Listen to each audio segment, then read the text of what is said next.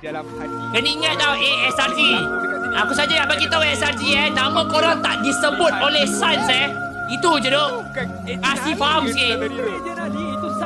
Nama korang tak disebut oleh Suns 3 tim yang ditakuti guys SRG tak ada Jakarta tapi Kasih faham. Pemain ini bahagian CG bawah tolong mereka CG, nampak Skies, mereka nampak Stormy, jadi tak boleh nak terlalu terburu-buru. Gary sekarang ni menghampiri, percubaan untuk dapatkan turtle dimiliki oleh Skies juga dengan lompatan yang baik. First blood diberikan kepada Skies. Kram juga berjaya dapatkan Gary. Once dah masuk, dia dah tak boleh larikan di flicker. Itu sebab kenapa kita katakan kenapa bahayanya Kalia diberikan kepada pasukan SRG. Ciko Start dah kasih faham. Yetri Tidur Yetri Tumbangkan team fight yang berlaku lagi dan lagi. Bias tu tiba-tiba bias tu terlebih dahulu. Valence. Dia cuba untuk poking Okay, ada. Oh, Freya kena angkat. Modify. Gary berjaya untuk ditangkap. Innocent! Hadapan Gary akan menjadi mangsa yang pertama. Oi. Tetap Zik. Cuma untuk larikan diri tapi mungkin agak berbahaya, ditekan semula dekat bahagian belakang Zik.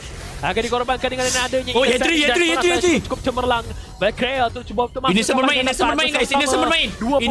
Innocent free hit. Triple kill. Maniac. Triple kill.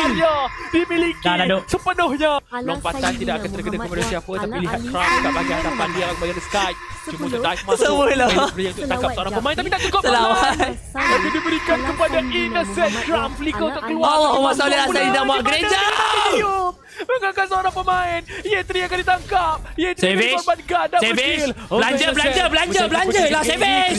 Belanja lah Savage. Giant ada peluang yang Belanja lah cukup Savage. besar Lambat lah untuk Savage. menamatkan perlawanan mereka. Skies masuk sekali lagi. Lihat satu Tonros yang juga cukup menyakitkan. Ini makanan Aduh, mereka lambat. dah macam ni double kill. Dia berikan kepada Innocent dengan Wind of Nature digunakan oleh Oh no, not Savage.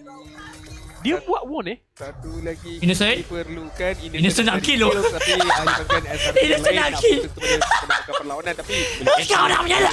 Yelah. Okey, dah ada 3 minit wave ni. Nak menyala tu Innocent tu. Diuji, dikeluarkan. Nak menyala guys Innocent. Anti-climatic ni lah. Dia punya end ni. Aku pun dengan beria Nak menyala, nak menyala. Main play kat situ.